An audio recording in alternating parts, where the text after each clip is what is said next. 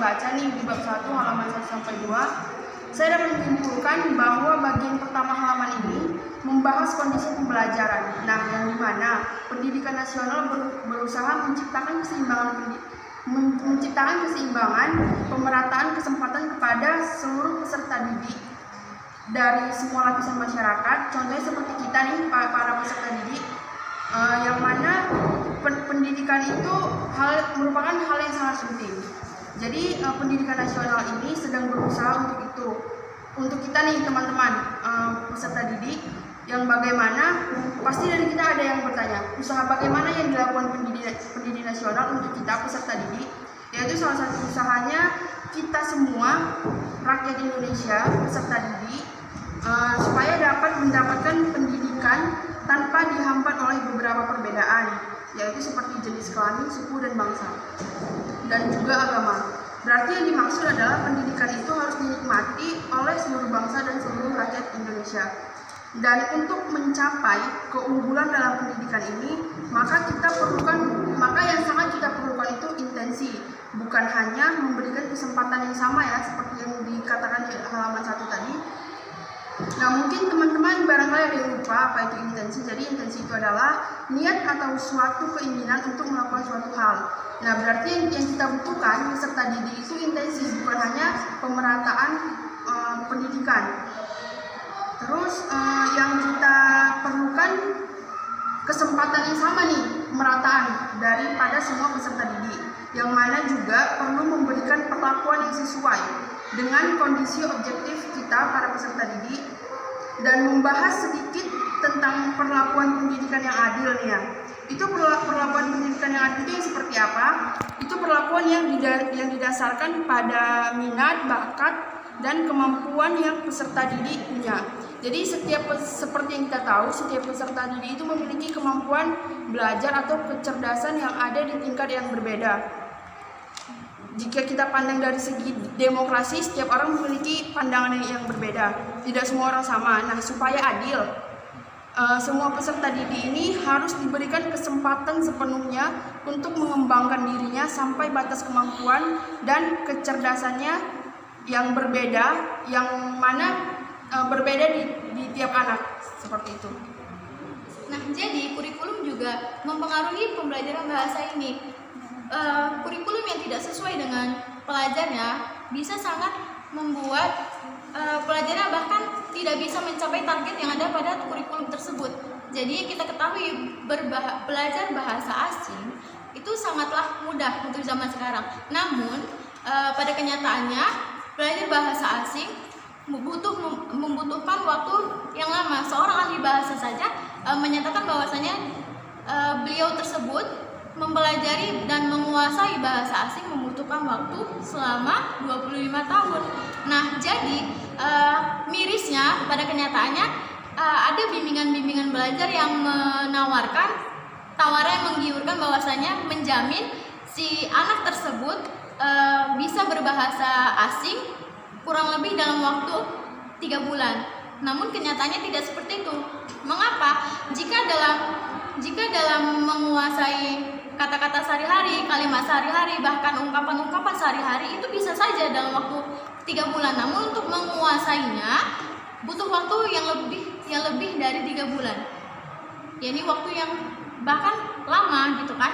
Jadi jika digunakan untuk pekerjaan sebagai seorang pelayan itu bisa saja, namun untuk lebih jauh dari itu membutuhkan waktu yang lama. Nah, belajar bahasa asing juga memiliki faktor-faktor penghambat. Contohnya, salah satunya pelajar yang tidak memiliki motivasi yang tinggi untuk belajar bahasa asing tersebut. Kenapa?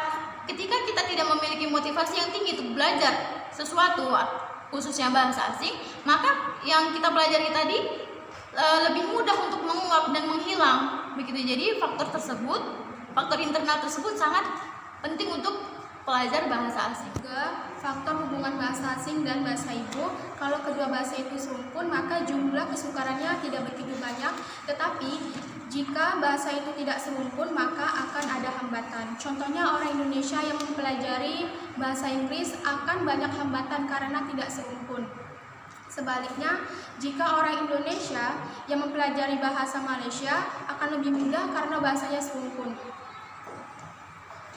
Hasil penelitian menemukan bahwa untuk mempelajari bahasa ada perbedaan jumlah waktu yang diperoleh. Contohnya untuk mempelajari bahasa Rusia dengan waktu 1000 jam, bahasa Inggris 750 jam, dan bahasa Indonesia 500 jam. Dan hasil penelitian disimpulkan bahwa untuk mempelajari suatu bahasa kita harus sabar, harus butuh motivasi yang kuat, karena mempelajari bahasa membutuhkan waktu yang panjang. Nah, dalam penelitian Mayer and Grino, dalam temuannya dikatakan bahwa bahan ajar yang relevan dengan pemakaiannya dalam hal individual, bakat, minat, dan kemampuan pemakaian horizontal maupun vertikal ternyata memiliki pengaruh positif terhadap prestasi belajar untuk memperkuat dan membantu belajar konsep-konsep umum untuk mengembangkan pengaruh positif itu. Penelitian ini dilakukan oleh Sumanto menemukan pengaruh positif terhadap pembelajar yang mengetahui multimedia akan lebih mudah berkomunikasi dan belajar bahasa. Penelitian ini juga didasarkan oleh fakta yang real yang ditemui di lapangan yang dapat dijadikan kriteria penelitian seperti 1. Hasil survei lapangan, yang kedua hasil evaluasi lapangan. Sebagai contohnya, pembelajaran bahasa pada sekolah pelaksanaan percepatan belajar, misalnya ditemukan bahwa nilai yang diperoleh anak intelektual rata-rata dari 9 sampai 10. Nilai tersebut akan lebih baik daripada anak yang non intelektual. Dalam survei ini, bahan ajar yang digunakan bagi anak reguler maupun anak berbakat intelektual terungkap sejumlah kondisi nyata dari bahan ajar yang digunakan pada saat di sekolah penyelenggara. Yaitu yang pertama, kurang jelasnya menggambarkan perilaku komunikasi yang dibutuhkan oleh anak berbakat intelektual. Kedua, pembelajaran khusus mengacu pada anak reguler sehingga terlalu gampang bagi anak berbakat intelektual. Tiga, tidak menunjukkan perbedaan yang jelas yang menonjol dengan materi reguler sebagai salah satu aspek terpenting, dan tidak tampaknya materi yang mencerminkan kurikulum berdiferensiasi. Nah, dengan mendukung adanya bahan ajar ini juga, di dalam bahan ajar bahasa itu ada 3 aspek yang perlu diperhatikan. Yang pertama itu ada sistem bahasa, meliputi bahasa itu dipelajari, bahasa yang apa kita tahu ketika apa yang sudah diketahui. Kedua, ada bahasa literatur tentang pengetahuan dan pengalaman seseorang. Nah, dan yang ketiga itu ada para pendidik harus mempunyai keterampilan berbahasa yang lebih dipadukan kepada keterampilan berbicara, menulis, mendengarkan, membaca, dan menganalisis keterampilan untuk satu tujuan. Dengan melaksanakan pengembangan bahan ajar ini, berarti menyediakan rangsangan bagi siswa untuk belajar secara aktif sebagai suatu upaya penting dalam meningkatkan keefektifan belajar. Dengan demikian, peningkatan keefektifan pembelajaran sekaligus dapat meningkatkan kualitas siswa tersebut. Nah, baiklah, sekian dari podcast kami tentang